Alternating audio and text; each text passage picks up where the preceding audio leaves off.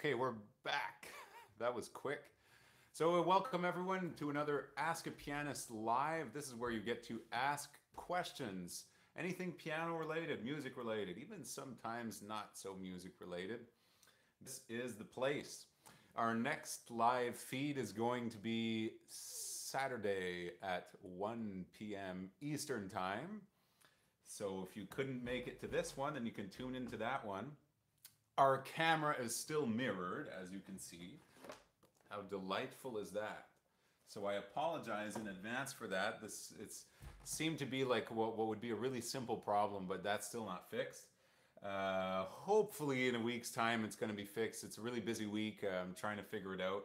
It's been more complicated than I thought. I basically need another device to read the chat. If you want to support the channel, come on Patreon. On Patreon, there's polls, things like that, polls for when the next live feeds are going to be. There's exclusive lessons that you can access. There's a new lesson on Chopin Barcarolle. The preview has recently been added. Don't forget to like this video, subscribe. That's what I wanted to say.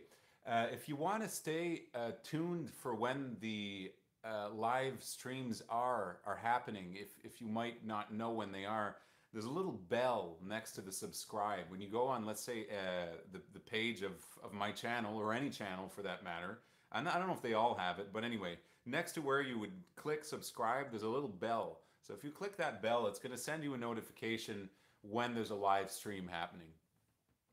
So, hi everyone. We got a quiet crowd here, so you can start asking questions anytime, and we'll get right into it.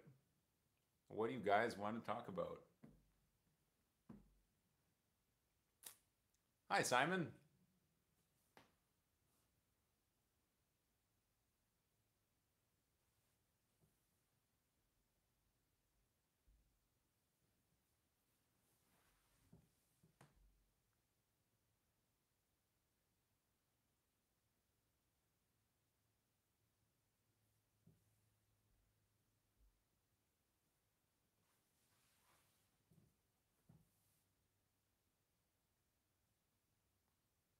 So anyone who wants to ask a question can just write and ask a question about anything. Could be a piece you're working on right now.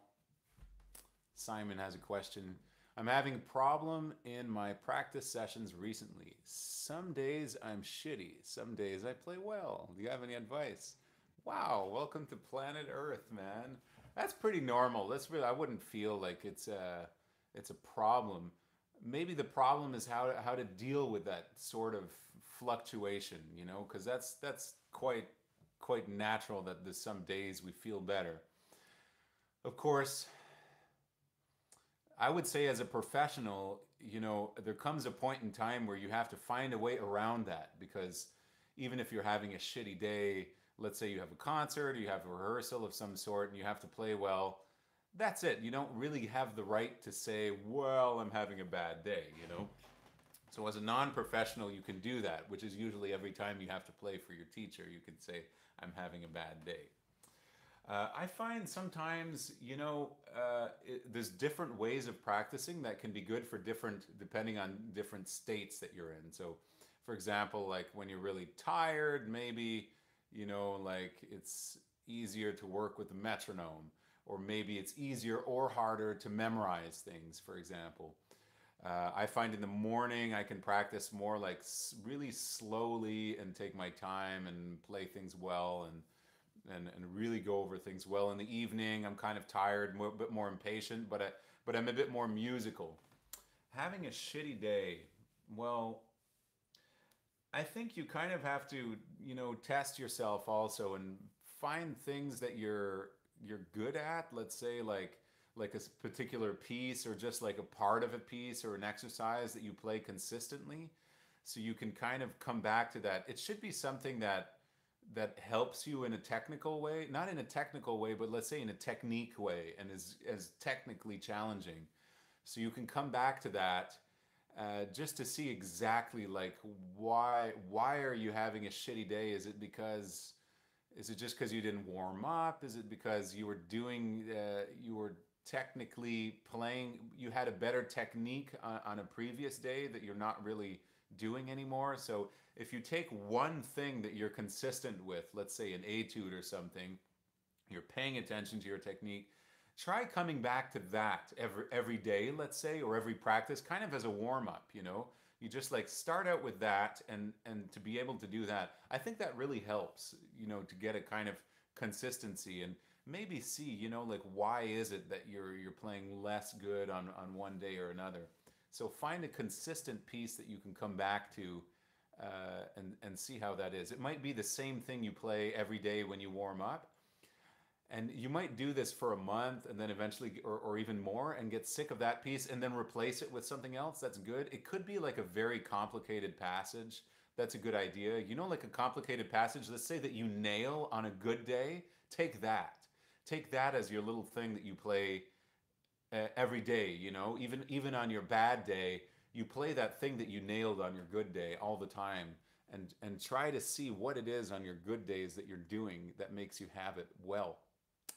Let me know how that goes. That sounds like I'd be very curious to see how that works for you. Awkward silence. Yeah, that was an awkward silence. Can you recommend some pieces that could serve as background music in an Italian restaurant? Okay, interesting.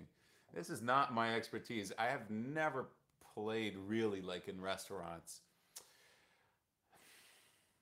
The question is, you know, are you going for classical music or jazz? You know, do you play jazz?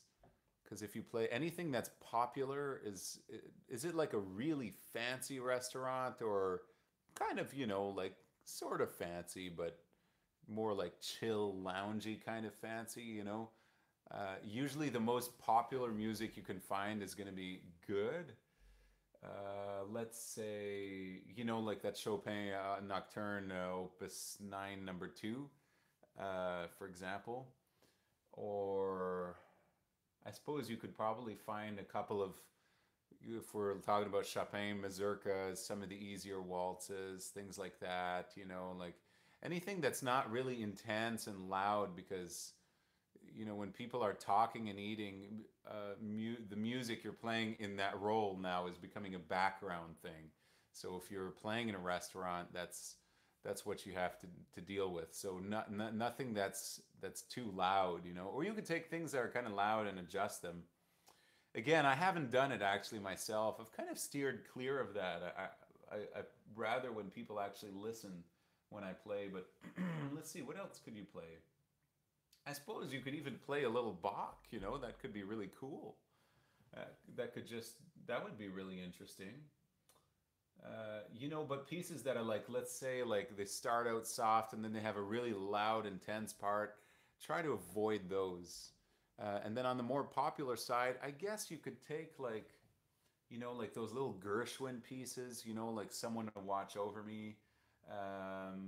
There's a bunch of Gershwin pieces. I'm looking at my scores here just to see if I get any ideas.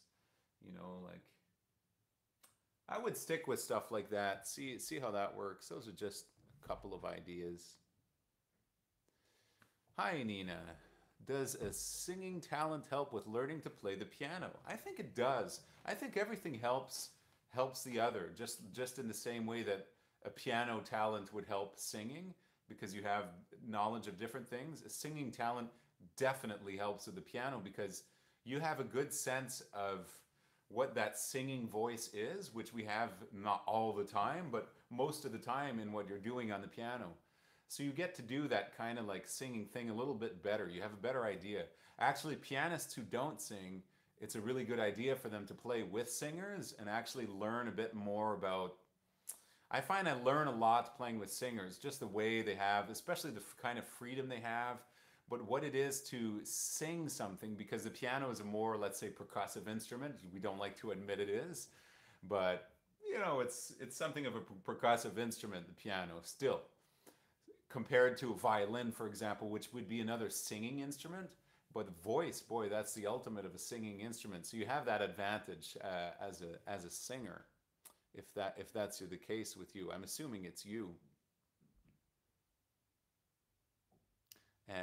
And like I said, likewise the other way, if you learn the piano, you're going to become a much better singer also, because you have a better sense of harmony, of rhythm, of all these things. So I think the same goes to any instrument. Just hang. When I observe you playing the opening left pattern going upwards in the Ocean Etude, that's 25, number 12, it looks like your index finger always lands in the black key area when playing the G. Why are you doing this? Okay, this is the opening left hand pattern going upwards. So that's the very first one. It looks like the index finger always lands in the black key area when playing the G. That's this. Talking about this.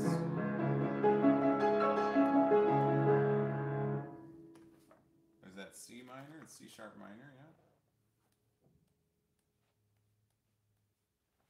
Ah, C minor, my bad, okay.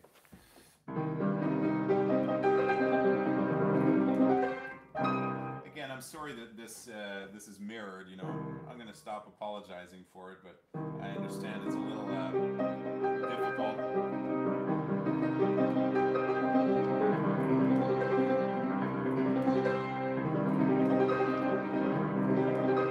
I'm not sure what you mean. You mean that it was playing like really far in here? That could be...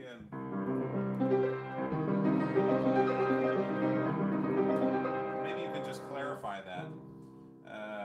What is there a difference? Let's see. I think the further you're in, it might be harder. I don't know if I was doing that on the other video.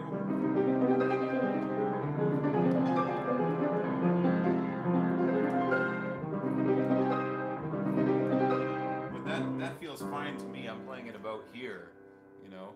So I think, yeah, if you go in far,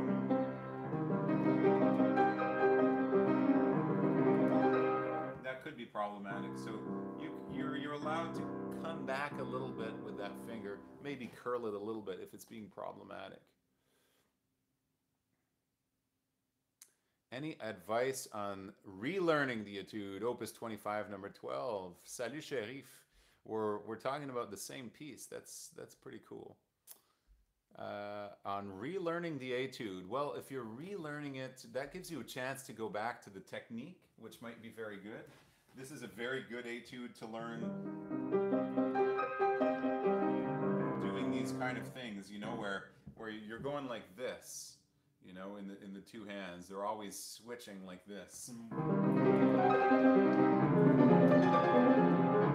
But what you can also practice is really transferring the weight.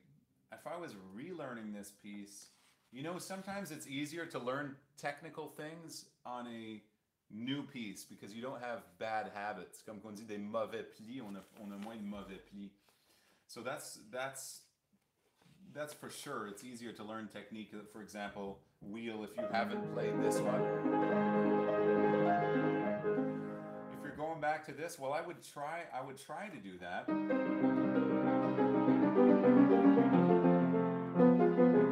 Depends how you learn, but you know, in general, when relearning something, I think for a lot of people, it might be the case with you. It's the case with myself as well. I have to tell myself to slow down a lot, to kind of force myself to practice slowly. Naturally, I always want to go a little faster than is good to practice. So, if you have any specific questions on this piece, si tu as des questions précises, pose-moi-le. On pourra regarder ça. Hi, Anne. Any tips on tackling the tricky bars 2-3 in the beginning of Chopin Nocturne, Opus 9, number 1? Fitting the notes in. Tricky bars, bar 2 and 3. Okay, that's with a kind of funny rhythm. See, I took out the Chopin etudes and nocturnes right away because I don't think we've done one stream without talking about etudes and nocturnes of Chopin. Guess who the most popular composer is? It's not Mozart for pianists. Okay, those bars 2 and 3? You mean the third bar where you have this?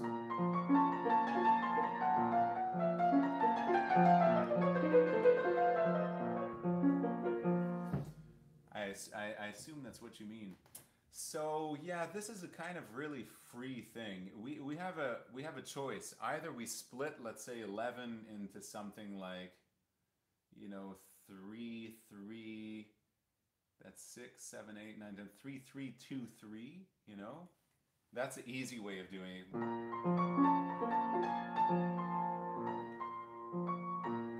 not sure. That doesn't make sense actually because we have 6 in the left hand.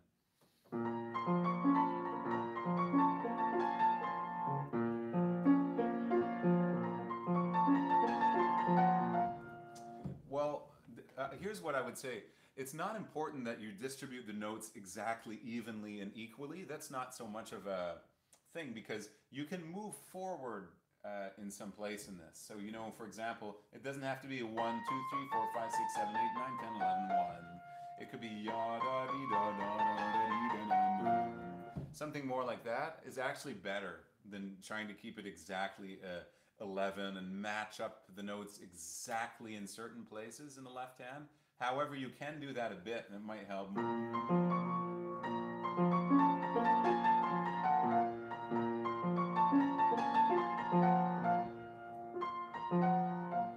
See if you do something like that. Well, it actually works pretty well.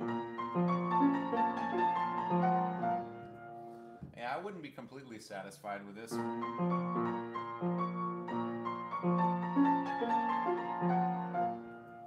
would just play along with it, you know.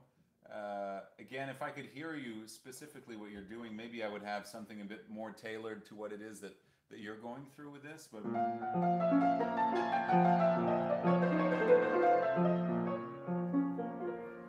so I think that E flat there, you could play the E flat with the B flat if you're not already doing that. So then you have probably, I think that's 11 11. I'm not sure. 1 2 1 2 3 4 5 6 7 8 9 10 11. That's again, so they're all like 3 times 11. If you do, then you're going to be a little too, you're going to be missing notes in the left hand if you play the F too early. So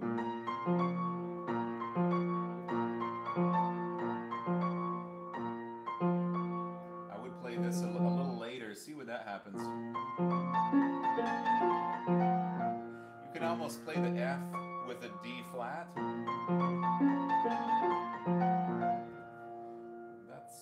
That sounds pretty good. So what I do here is I play the F here with the C at the end.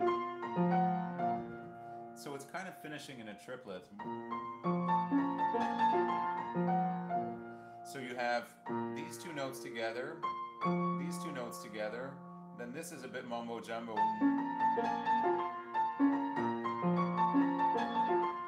Okay, here's what I'm doing.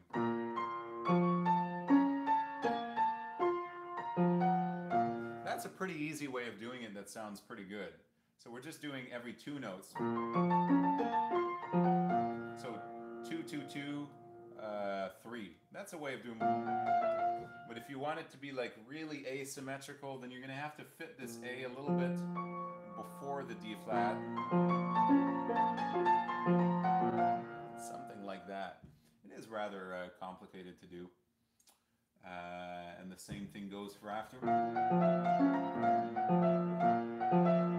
The F just before the E.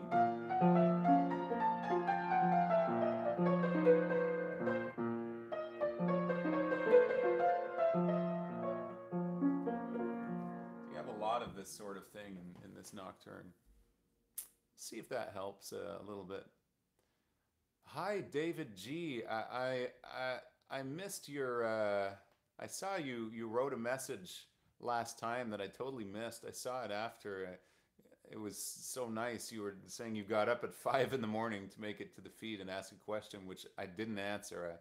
I felt a little bad about that. I'm going to get to your question in a minute. Satie, yeah, that could be an interesting idea for playing in a restaurant. Satie, yeah, those gymnopédies and things like that. That could be a good idea. Softer Debussy preludes. Yeah, sure, you know, Rêverie by Debussy, you could play something like that. Those are good ideas. Any tips on the con bravura passage in Chopin Etude, Opus 10, number 3, for small hands? Okay, let's look at that. For small hands, I don't think there's a different way to do it with either small or big hands, but let's see what might be problematic in there. So this is the famous E flat major Etude.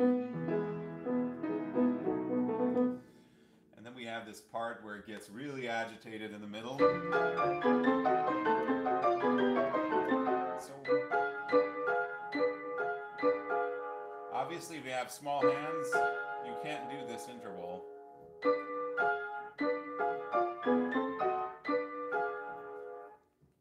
I see what your problem would be.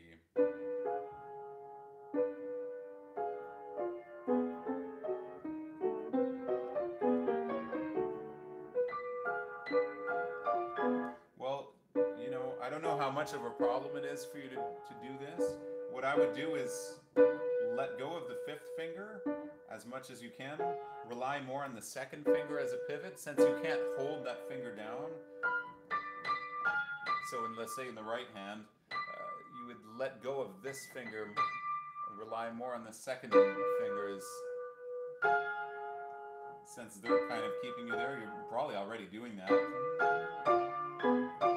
So, but you could practice like this. See,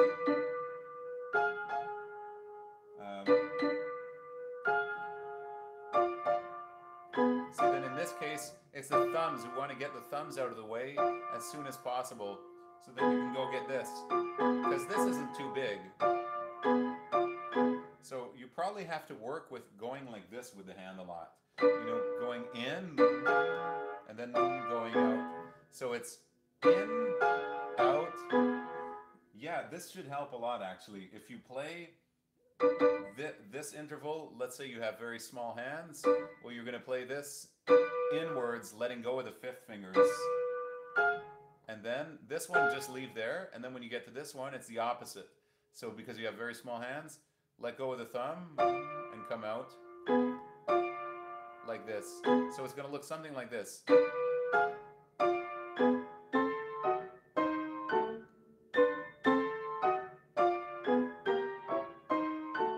See if that helps. That's the best advice I can give. And of course,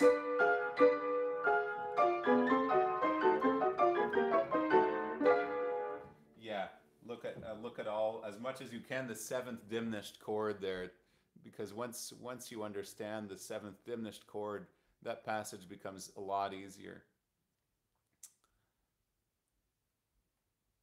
Hi Luzardo, thanks. I'm glad you like the channel. How do you memorize pieces? Are you exclusively using muscle memory? No, not exclusively. That's a good question. But I do rely on it to a certain extent, because it's really hard to just memorize pieces like with just in your head, you know. That's not. It's hard, you know. You need a combination of the two. I think some people are better at it than others. Here's the thing with muscle memory. Muscle memory, in a way, is the easiest thing. It's going to help you the most with memory, because it kind of lifts a lot of weight off your having to think about everything all the time. So eventually, I think when you play the piece, the muscle memory is doing a lot of work. However, it doesn't last very long. That's the thing with muscle memory. You know, it's good if you're working on something, let's say for a week, and then you perform it, you'll have good muscle memory. But once you let go of it for a little while, that fades away very quickly. So the kind of mind memory, that helps a lot too. So basically, I think you have to go back and forth between like memorizing, and then you're always like rememorizing, because you keep forgetting, you know?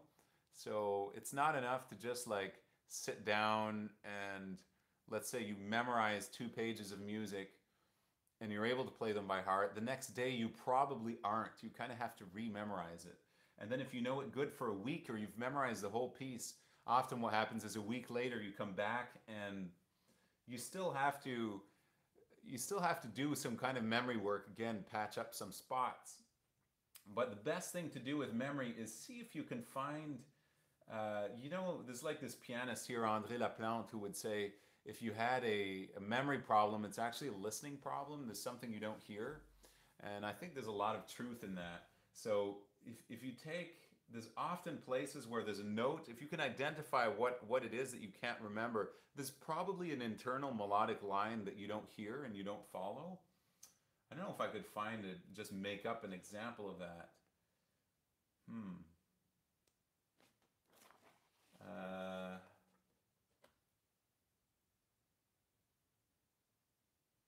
that would be kind of hard. I'd need to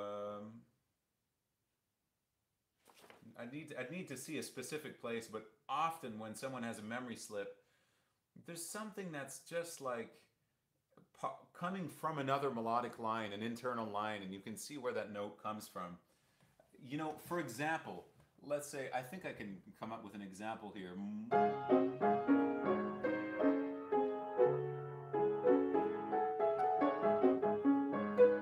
Let's say you're playing this. Let's go here. Let's say you have memory problems here in the left hand on these top notes. It's probably because you don't listen to that.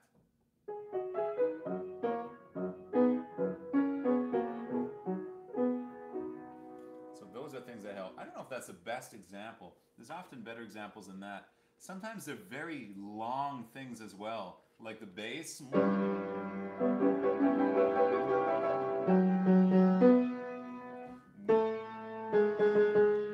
If you memorize that sort of thing, let's say you have that kind of problem, memorizing the bass is going to help a lot in memory.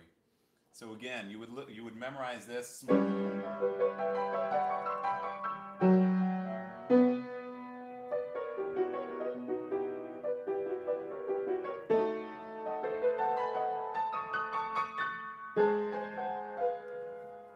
memorize that. So it would be something like this. That's a line you would memorize. That would help immensely with the memory. Also, if you memorize the left hand alone, that's very helpful. That's going to fix a lot of memory problems, just memorizing left hand alone. I think it's harder than memorizing the two hands.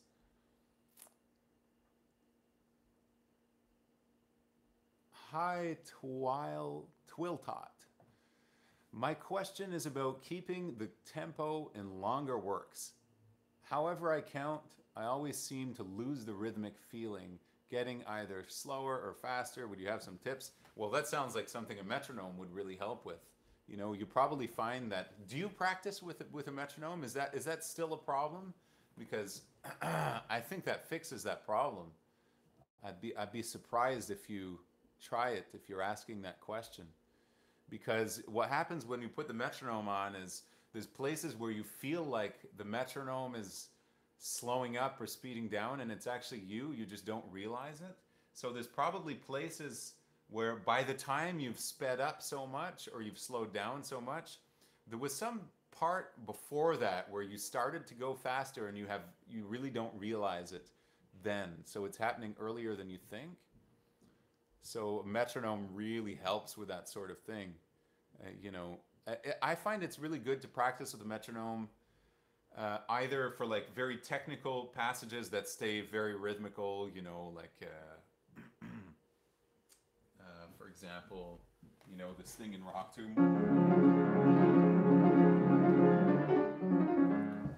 In the second movement, that's a great place. You just put the metronome on because it doesn't change. It's extremely rhythmic. You don't have to worry about that, and it's technically difficult.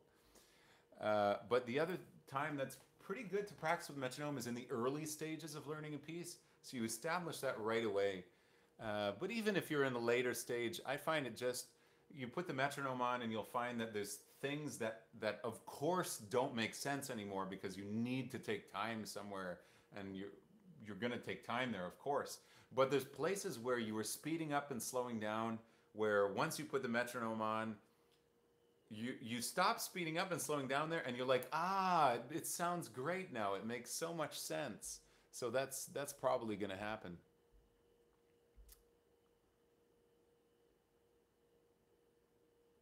Yeah. Okay, David G. Hi, Stephen. Mention has been made recently about examples of drawer technique. Yes. Would Chopin's Opus 25, number 4 in A minor be such an instance to employ this movement? Let's see. Which one is that? Number 4. Ah, yeah. Is that the one with sixths? Hold on. That's Opus 10. I think that's that one, is it? Okay, I'm used to the Paderewski edition, so I'm all confused now. So that would be 13, 14, 15, 16. Aha, okay. This one.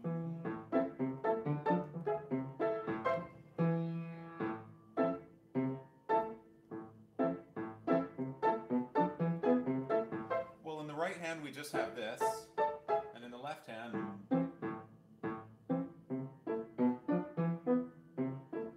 I think, again, this is more of a rotation thing.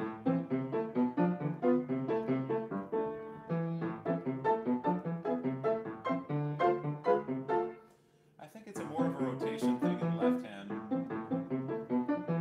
It's kind of confusing to go like this.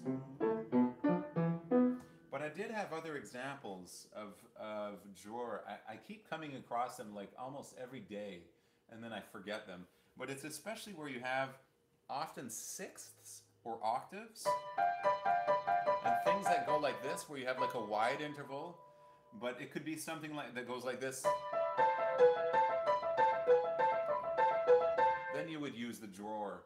You know, like in that, there's a Beethoven bagatelle. I think it's in G minor. No.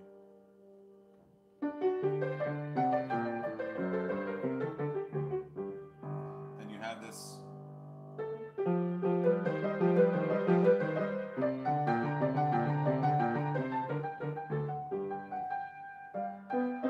So this, you would use rotation. And then here you have this. That's it. So now you use this Dror. See, you go in when you have the thumb, which you can't see, but it's here. You're going in, and then you come out on the second finger. And then eventually, you might not do so much like this to do your Dror. You can do that in the beginning to see just how you bring the thumb in the front in order for it to play. You're bringing this thumb all the way to the B flat. But eventually, it's almost like a little bit of arm, but also a little bit of wrist going up that pulls it back. So it's going in with the thumb and out on the second finger. You're always alternating between 1 and 2 with the Dror. So for the Chopin Opus 25 number 4, I would stick to rotation. Yeah. And to answer your question last week about Brahms, getting the kind of tone for Brahms, well, you know, this is one place where I find, again, all the stuff where you connect more of your body to the instrument is going to help a lot with that kind of tone. I'm just going to move this up a little so my whole head is in the thing there. Yeah, I would work on that a little bit. So everything that's, you know, like these exercises we're doing like this, you know, so you're able to do more phrasing with things like that. I think you have to think of Brahms in a way, not always, but depending on what it is, sometimes as something that's thick, you know, so you kind of feel slower, which means you probably use more weight. You put more weight into the keys rather than working with speed. Again, it depends on what it is. You know, there's some things in Brahms where you would use speed. I'm tempted to look at, I don't know if you know these ballades. That's funny, is it there? Here we go, yeah. I love these pieces. I don't know if anyone ever plays these. 4 ballades, Opus 10. So that's, but you do have places, you know, where you have like, you would work more with speed, you know.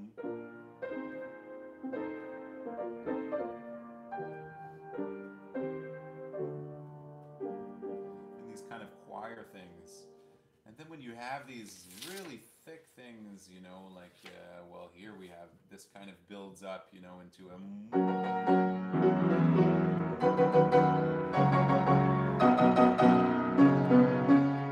Now we're starting to put more and more weight into the keys, and you probably would get a lot out of really connecting yourself from your center of gravity into the instrument. You're able to like come on to that instrument really like in a more, it's not just strong, it's not pure physical strength, it's that your energy is directed much more precisely. So this is going back to what I was talking about in one of the last videos there about playing, connecting your entire body to the instrument. That's going to get more of that thing. But it's not always loud. See, Brahms is sometimes, let's say we do this 118. You know, this is the Brahms that was on the piano.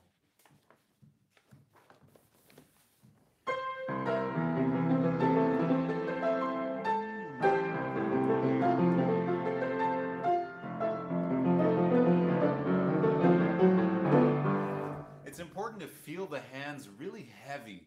You know, like you need to feel the weight of the arms. That's really good for this sort of music. Not so good for playing Haydn. You know, that's a very different thing. If you're playing Haydn,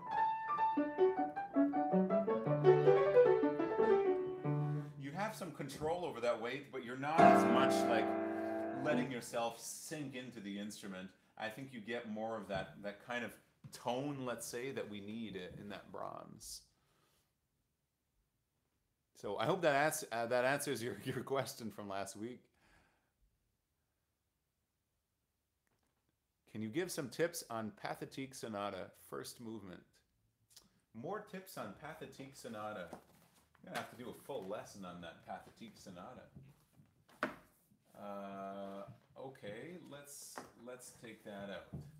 So here we go. Pathetique Sonata with the Wiener Urtext Schott Universal Edition, one of my favorites, in this mirrored camera, which is still backwards, darn it.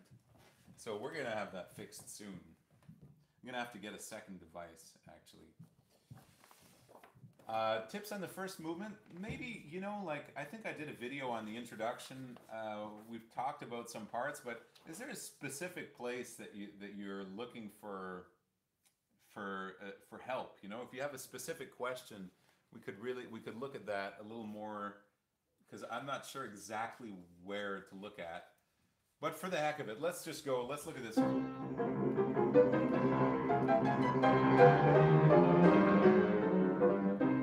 I find this one of the challenging things. I found the most challenging in this movement is getting tired in the left hand because of the rotation. After this part, we'll look a little after this part.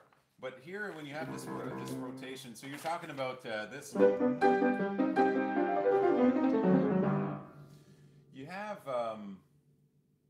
okay. Let's do one thing at a time. For the rotation, the more you stay relaxed in the arm here, and the more you stay inside the keys, the easier that should be. The less tiring it is, especially when you get to this.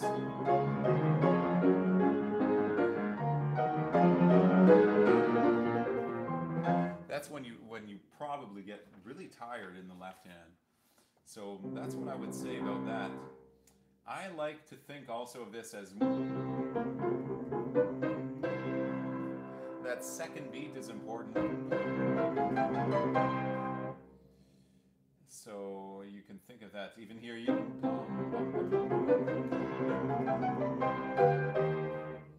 now when you have this. Well, here you have a nice wheel, of course. So show where it switches around. You know it's going, and then you have this go up. So you want to show that instead of just going. You're really showing this, those two notes. So this is where, you know, this whole thing that we've been talking about so much about transferring weight with the wrist, using the wheel like this, going down. And even, you know, putting the lower body as a kind of like guide for this, how this is working. That's kind of doing those things on its own. Because you can only fake that with your fingers, but that's extra work for you to do,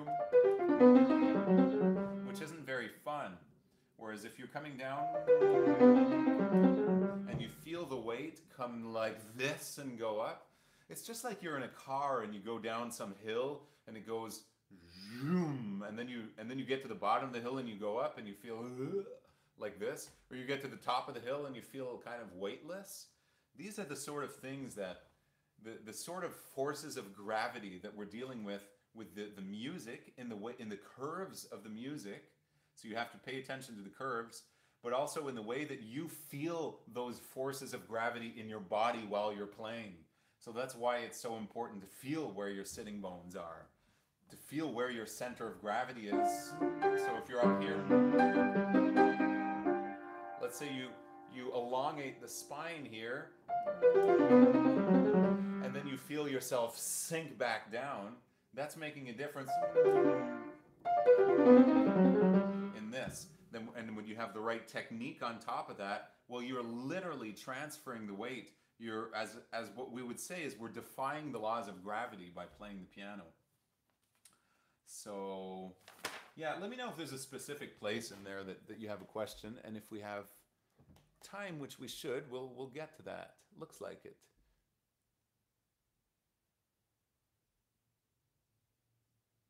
Pay attention to curves. Yeah, exactly. You know, all those curves. You know, I might have said that in the other movement. Oh, here, this part of the love.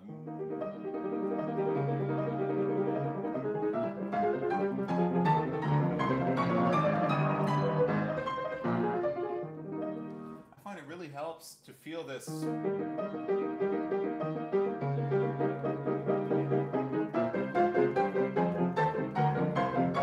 Try not to feel just. In the end, that's what we want to hear, but listen as well. As a practice, you can do this. And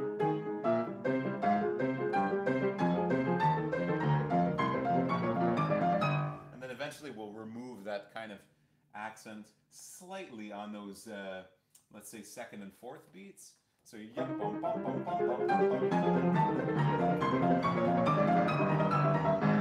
That makes it so much more intense at a much slower speed. Let's say, you know, if you only play the first and if you only make a deal of the first and third beats, the ones with the little carrots, well, you kind of feel like you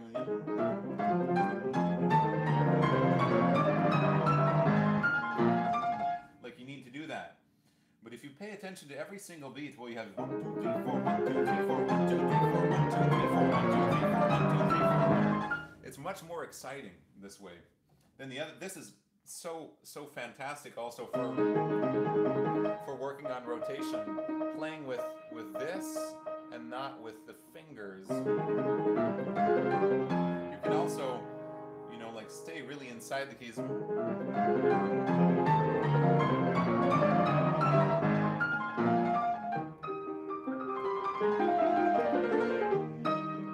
So when you have this thing again, now, especially when you have these melodic lines, you can really pay attention to the curves.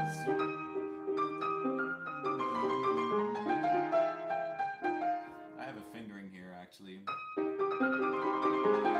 I put 3 here on the B instead of 2 in this edition. 3, 2, 1, 3, 2, 3, 4 instead of 5, 4. 2, 1, 4, 3. I have 2 fingerings now. I don't remember which one I did. So you can pick your little curve, the pattern you want. You know, we have da da dee da na na da dee da da da da da da dee da da da da da. It's when you show around the curve, you know, a little bit afterwards when it's going down. So if it's going up and then it switches to go down, it's a little bit on its way down already. Same thing when it's the other side. Yum bum na na na na. You can go ya na na na na na. So those are 2 ways of doing it. Either we're showing where it goes like this, or we show where it goes like this. See what that does? If we show the top parts,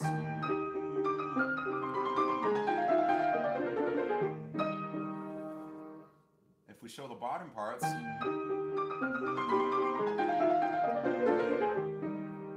That's interesting too.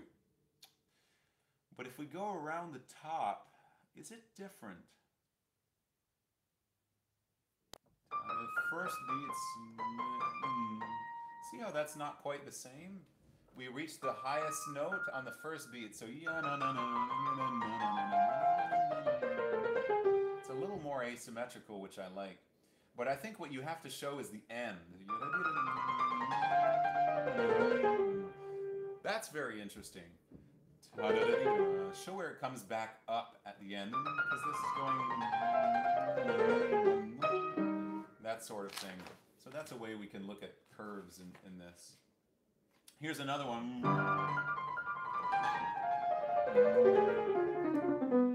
So you show that.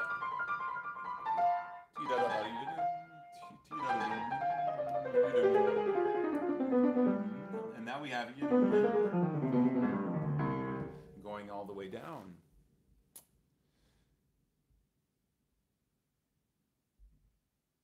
Hi, Jeremy. I really struggle with triplets, 16th, 8th, and quarter. Okay, any tips? Right now, working on Chopin's Mazurka Opus 7, number 2. I don't have the Mazurkas here with me. Did I buy them? I didn't buy them. Anyway, I should. That's the one thing I'm missing. With triplets, is that triplets with duplets in the other hand, like doing 3 versus 2? That's probably the problem. You know, everything that you do that's tapping is going to help. I did a video on this with an exercise that I find is the one that helped me the most for tapping. You know, so you basically go 1, 2, 3, 1, 2, 1, 2, 3, 1, 2, and then start doing those together. But before you do them together, you do them separated, like that 1, 2, 3, 1, 2, 1, 2, 3, 1, 2, with or without a metronome. Metronome can help. Actually, with a metronome is a very good idea. And then alternate, and then do the other hand. 1, 2, 3, 1, 2, 1, 2, 3, 1, 2, and like this. Eventually, 2, 3, 1, 2. You know, 1, 2, 3, 1, 2, 3. You'll be able to do them together. But that's what I would say is start by doing that away from the piano. When you get very familiar with 3 and 2 and how to go between 3 and 2, whether you have 3 versus 2, it doesn't matter, because triplets are always going to be in a binary kind of rhythm.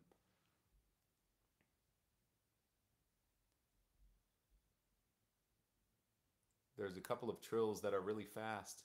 Yeah, we talked about that. I think it was on the last live feed, or the one before it. I don't know which one.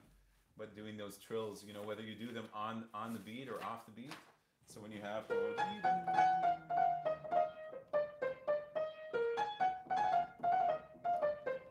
they're a lot harder if you do them on the beat,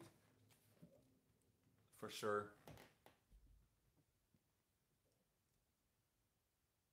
If we play it too fast, it can't be done. Yeah, after returning to tempo 1. After returning to tempo 1. Right, those are the only trills I think we're talking about in here, yeah? Yeah, it's true, you know, so you have to kind of gauge your speed for how fast you're able to do those trills.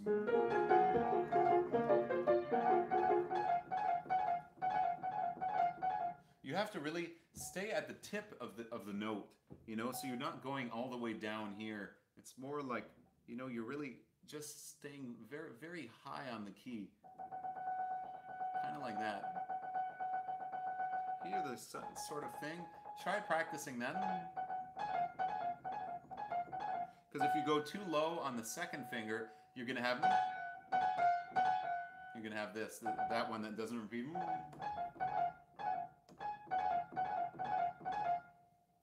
Then you have this. You go on the rotation on this one, and the other 3 are going down a bit like that. Looked at the same thing in one of the other videos. Any tips on Chopin Valse d'Adieu? C'est quoi la Valse d'Adieu? Which one is that? Chopin Valse d'Adieu. I didn't know there was one called Valse d'Adieu. Who gave it that name? Maybe you could just tell me which one that is, because I don't know which one that is. I have the waltzes here. We can look at it, but I don't know which waltz Was das Zier is. I didn't know they called it that. Liebestrom. It's another one I'd have to, I don't know if I have the score. I could give you some tips for Liebestrom. I don't even think I have the score. I'd have to print it out. Yeah, let me know what that Chopin Vals is in Opus 69, number 1. Let's see. Chopin Waltzes, Opus 69, number 1. Ah, this one, okay. Well, again, you know, like, if you have a specific thing in here, we can look at a specific thing. If not, I'm just going to go on with some random stuff that may or may not help you. But if you didn't notice, there's 2 versions of this waltz. There's an autograph version and a version by Fontana, who edited, one of Chopin's closest friends, who edited most of his works, possibly even wrote some of his music for him, because Chopin was, you know, not the greatest at putting things on paper.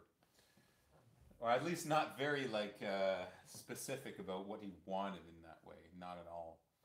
So they're very different, those 2 versions. I don't know if you have those. Do you have the 2 versions? Fontana's version? Yeah, it's different. See, there's things like, for example, you know, you have this in Fontana's version, which is probably what you have.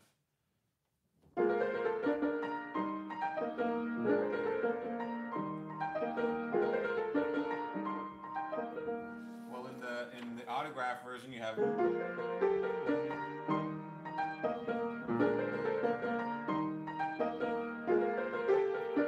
this in the left hand, or those little runs. You know, you have in Fontana's version.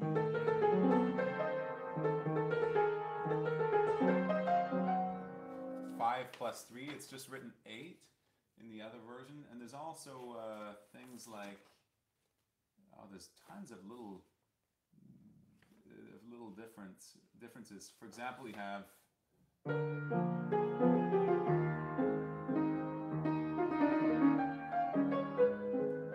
this instead of just.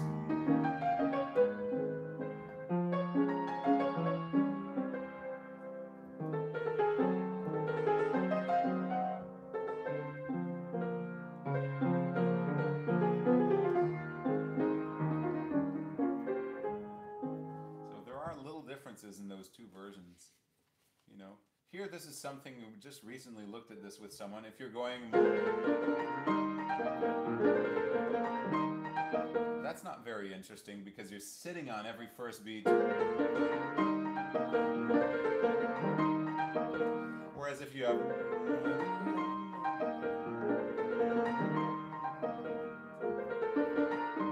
so you kind of start without doing an accent on there. That's a good idea. That's definitely something you can look at.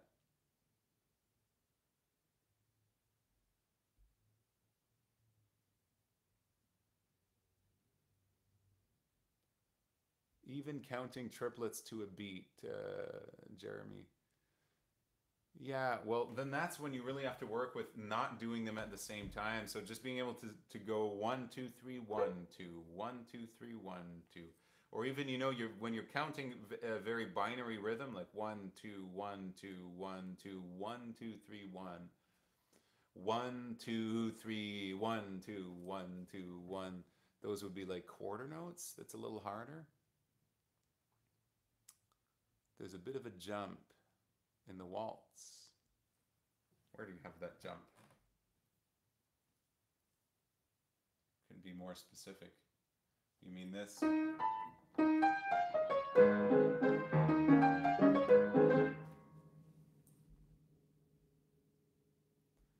Could you talk a little about thumb technique, especially in chromatic scales? Hold on a second, not those trills. Which trills were you talking about? In the Pathetique?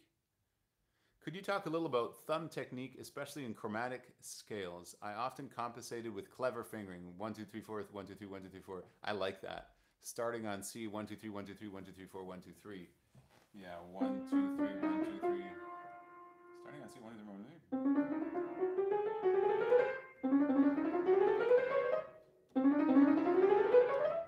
Generally, if you're going to put 4 in there, try to put 4 in a way that it's helping you not put the thumb on the black keys, because for a chromatic scale, that's not really helping because you have to go in so much to bring the thumb there. So I would do 1, 2, 3, 4, 1, 2, 3, 1, 2, 3, 4, 1, 2, 3, 1, 2, 3, 1, 2, 3, 4, 1, 2, 3. Something more like that.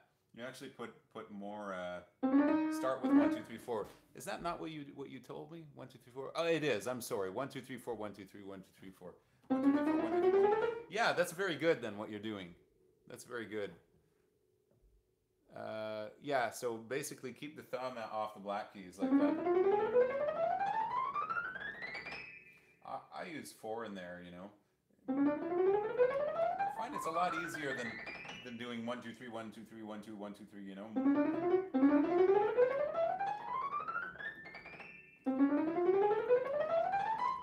Especially when you have like really fast chromatic things. Then if you finish and you have to finish really fast, well, you want to finish like with a 1, 2, 3, 4, or maybe even a 5 at the end.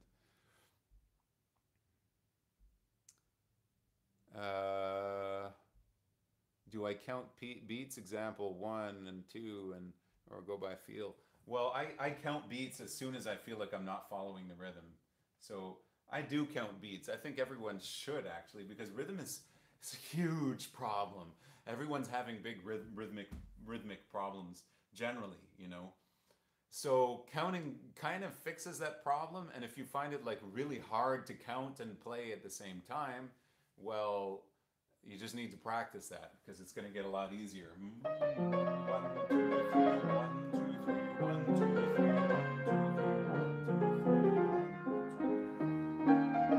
3. You know, if I find there's some place where I'm really not I'm not understanding the rhythm properly, for sure I'll just slow it down a pile and count 1, 2, 3, whatever until that's very clear. Or sometimes if I want to do something like, let's say, bring out the second beats or something like that, I might start counting, you know, like 1, 2, 3, 1, 2, 3, 1, 2, 3, 1. It's not really a good example. That would be something you would use, especially in a mazurka, let's say, you know. Or let's say, here's a good example, you know, like this.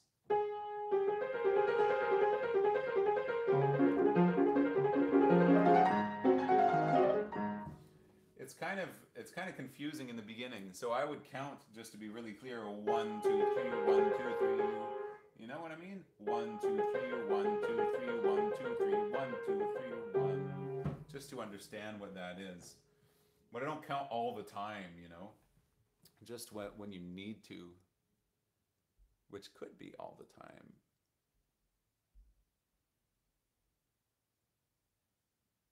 On the last page of that waltz. A jump on the last page of that waltz. So, is this the one that goes... Is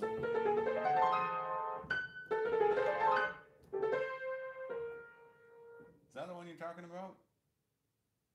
That shouldn't be too hard. Because you can take all the time. I don't know if that's where you meant again, right there at the end, but that looks like the one jump I can see. It's not really a jump because you can...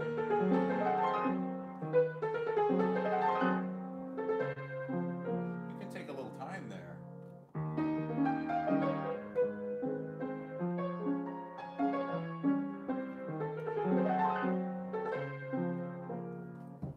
Shouldn't be a problem, that jump. Why is that jump a problem for you? Because you're just coming off that note and coming back here. And you can take time. You don't have to go...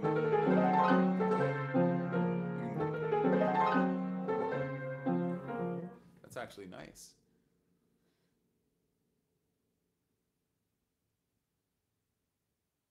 Yes. Okay, I think that means that's the right place. And the last run I was referring to in the waltz is the last A section. They are changed from chromatic scale to a 2-octave run. Yeah, with the arpeggio. Yeah, so just jump jump off of that and then take time. It actually sounds pretty good that way. Okay. I saw in the other live stream that you didn't learn technique before you were 18. That's correct. I'm in the same position you were. Okay. And I find it frustrating redeveloping my technique. Was it frustrating for you? Yeah, I think the most frustrating thing was in the beginning, like feeling like, geez, it's kind of, it takes a lot of patience to redevelop technique.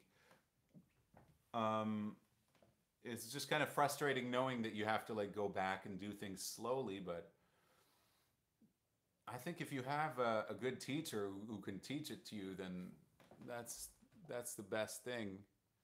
I think it was frustrating for me, but at the same time, I just went and found someone who could like teach a good technique, and I was so happy to learn from him. So I wasn't really frustrated anymore, but it took time, it took months. And he thought I was learning it very fast. And that was like after 3 months. But I find a lot of people do quite a bit in 3 months if you really work on that sort of stuff. Yeah. Probably the best thing you can do is find a good teacher who's going to teach this technique, you know, or any technique, so you at least have some, because you need someone to see exactly what you're doing and see how you can tweak it and improve it, and it's very hard to do on your own.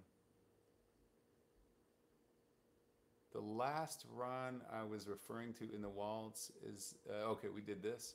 It's really encouraging seeing you so far. It must have been hard work. Yeah, it was hard work for sure. You have to love it. Gotta love it. Hi, Christo Jans van Rensburg. Can you give any advice on how to sensibly approach the difficulties in the opening section of Chrysleriana?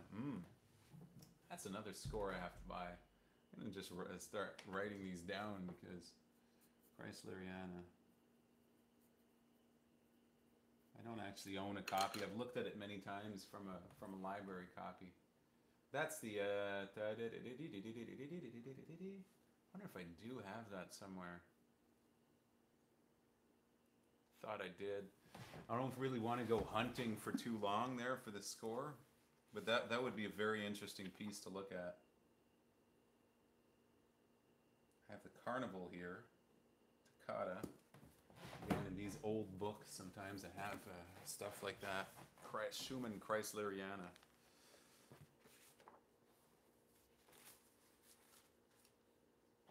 Yeah, I don't think I have the scores to that. I would have to look at it because I haven't actually played it seriously. That would definitely be an interesting thing to look at. A couple of novelettes in this one. Last chance. Last one's a charm or not. Yeah, I have some of them in here. See, no, that's from Opus 12. So that's not the same things. That's what I had, was a couple of pieces from Opus 12. Yeah, those are scores I'm going to have to buy. But you know what I might be able to do in the following live streams?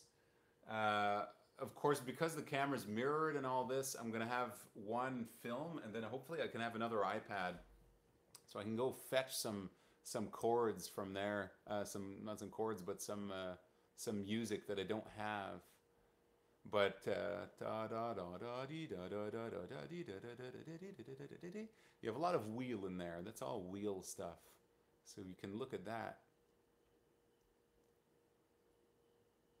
I would love to look at that sometime.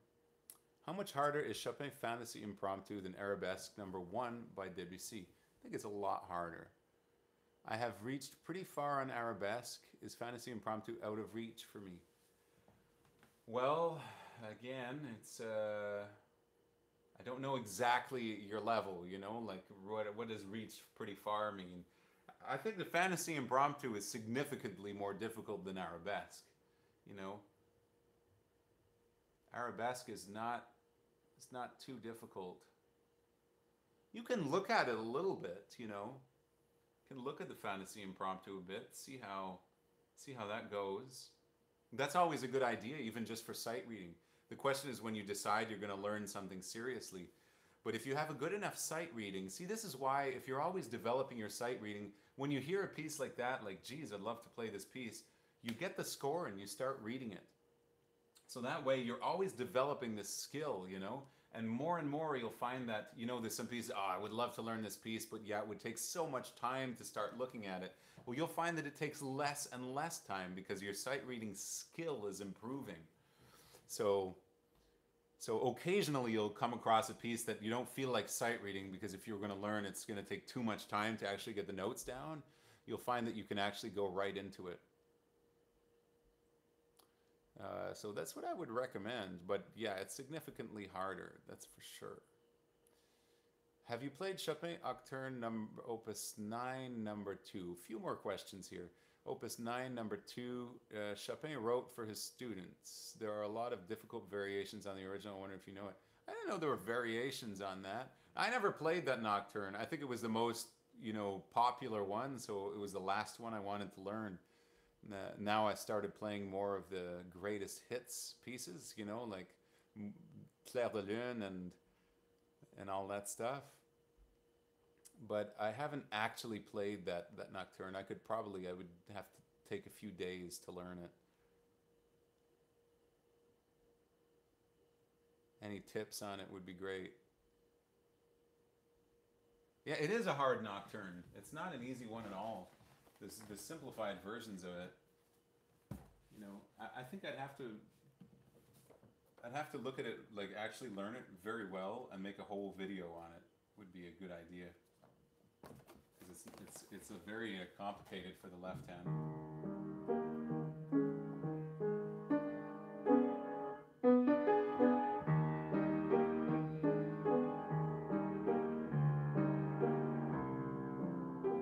That's actually difficult, you know.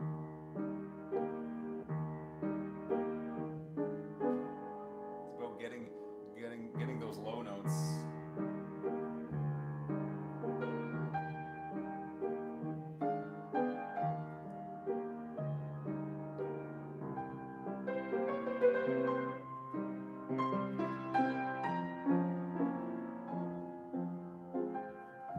It is a beautiful nocturne. It's not famous for no reason. Yeah, I might look at it a little bit more. It's definitely those low notes is what's really challenging. Is coming back down. How would I do that?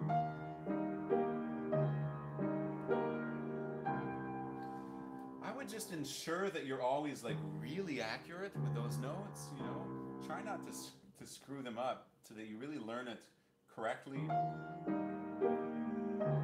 So feel when you do it slowly and you take time, go slowly, but not like more like the movement in between the two notes is in slow motion. That's going to help a lot the motor memory of going here.